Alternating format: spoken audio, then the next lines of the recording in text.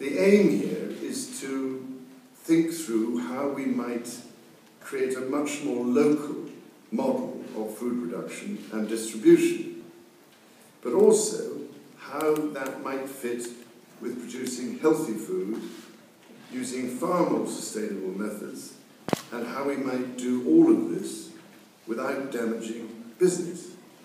Indeed, how this could improve business.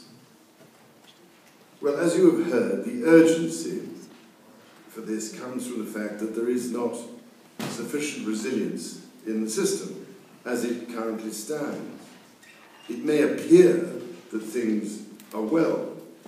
Big global corporations may appear to be prospering out of operating on a global monocultural scale. But, as I hope you've seen, if you drill down into what is actually happening, things are not so healthy. Our present approach is rapidly mining resilience out of our food system and threatening to leave it ever more vulnerable to the various external shocks that are becoming more varied, extreme, and frequent. The drive to make food cheaper for consumers and to earn companies bigger profits is sucking real value out of the food production system, value that is critical to its sustainability. And I'm talking here about obvious things like the vitality of the soil and local ecosystems, the quality and availability of fresh water, and so on. But also about less obvious things, like local employment and people's health. It is, as I fear you know only too well, a complex business. The aggressive search for cheaper food has been described as a drive to the bottom, which I'm afraid is taking the farmers with it. They are being driven into the ground by the prices they are forced to expect for their produce, and this has led to some very worrying shortcuts.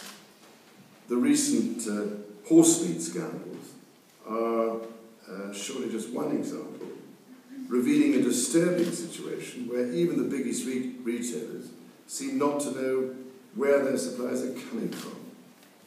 And it has also led to a very destructive effect on farming. We are losing farmers fast. Young people do not want to go into such an unrewarding profession. In the United Kingdom, I have been warning of this for some time and recently set up apprenticeship schemes to try to alleviate the problem. But the fact remains that at the moment, the average age of British farmers is 58 and rising. We also have to consider the problems we expose ourselves to when we ship vast quantities of commodities halfway around the world. These long-distance supply chains are apt to snap when they are subjected to sudden shocks, unexpected weather events, hikes in fuel prices, trade disputes and disease. All sorts of unpredictable events threaten to interrupt supplies. And such is the way we now arrange things that most of us, even if we do not realize it, have an umbilical dependency upon this globalized system, which is surely a dangerously vulnerable position to be in. And finally, there are the social and economic problems that derive from this pressure to produce cheap food. It is heartening, I must say, to be in this part of Germany, where there is the highest density of organic farms in Europe. And I've just visited a marvellous example with Herr Bühler and my cousin Philip before coming here. But throughout the continent, the way we produce most of our food seems dependent more on chemicals and industrial processing than it does on farmers, and for that matter, on our ability to cook. In the United Kingdom, as elsewhere, But particularly, I think, in the United States, the consequences of this are ever more apparent in the deteriorating state of our public health. We all know that type 2 diabetes and other obesity-related conditions are rapidly on the increase. The public bill for dealing with these is already massive, and I'm told it could become completely unaffordable if we do not see a shift in emphasis. And of course, it will be cities that carry the heaviest part of that burden. It is, when you think about it, a peculiar trend. Am I alone, therefore, ladies and gentlemen, in wondering how it is that those who are farming according to organic or agroecological principles, in other words, sustainably, for the long term, by operating in a way that produces pollution and contamination of the natural environment to a minimum and maximizes the health of soil, biodiverse ecosystems, and humanity, are then penalized. They find that their produce is considered too expensive and too niche market to be available to everyone.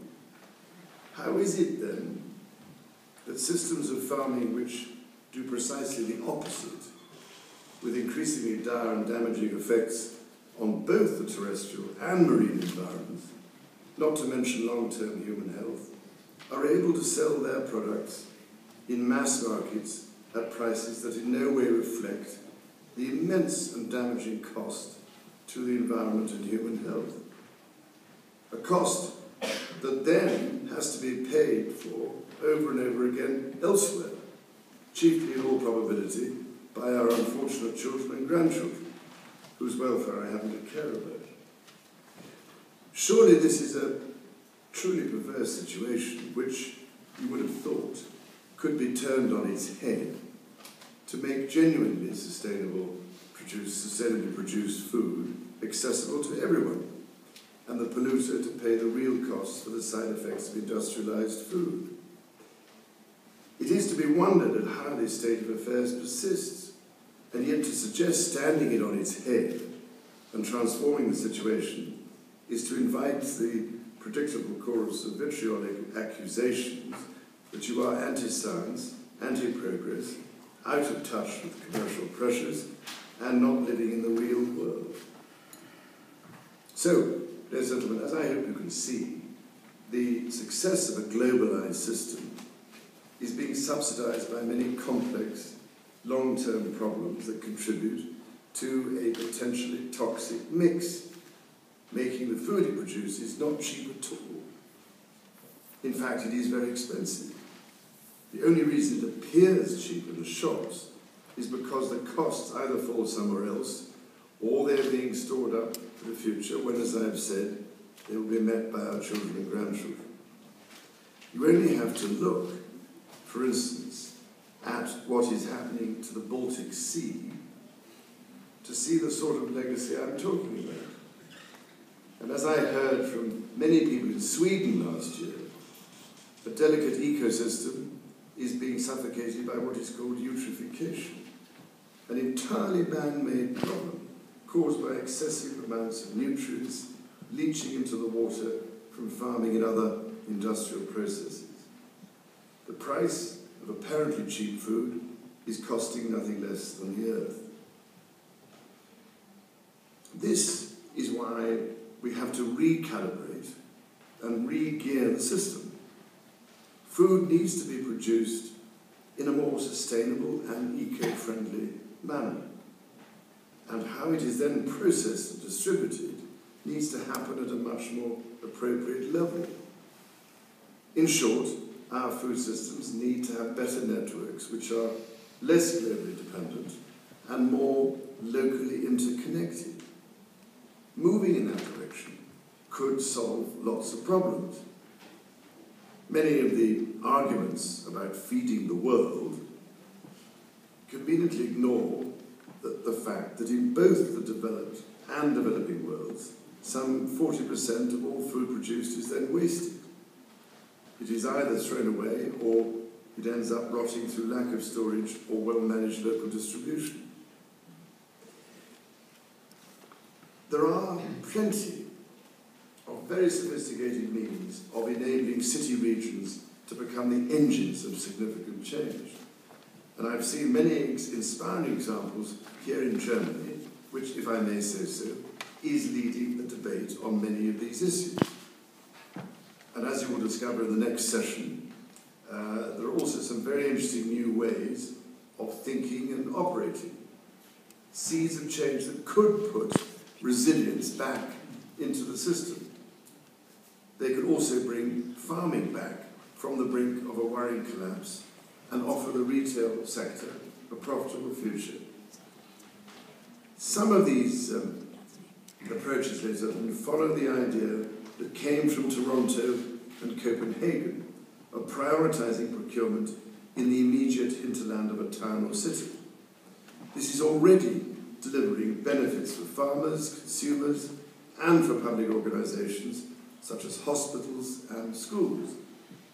And in that vein, I understand this meeting today might lead to the consideration of a regional food initiative here in Baden-Württemberg that would, if I may say so, be wonderful, as these sorts of examples are invaluable. They demonstrate that stakeholders are not powerless. They do have the ability to support more resilient and integrated food systems if they are prepared to act for the common purpose. Now, one of the presentations in a moment explores how we might capitalise on the sort of information technology that underpins social media websites in these days. And from what I understand, and I'm certainly not an expert, there is every chance this technology could transform the way food networks operate. So it would perhaps be wise to take such ideas seriously. Well, I realise only too clearly that there is no one magic bullet solution to establishing a resilient and sustainable food system. Local food production is not the panacea, but we do need to redress the balance, perhaps through carefully structured incentives and disincentives, if we are to evolve food systems and food businesses so that people have what they most want and nature's systems have what they most need to keep us all going now and in the future.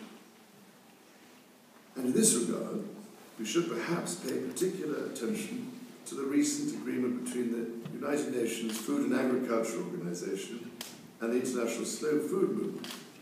It is hugely encouraging, I think, and I would have thought also provides a most useful model to build on. So, ladies and gentlemen, I can only wish you well in your deliberations for the rest of the afternoon. Having joined you here today, I will allow myself the hope that the ideas you are discussing at this forum will become the much needed practical behaviour of tomorrow. Thank you.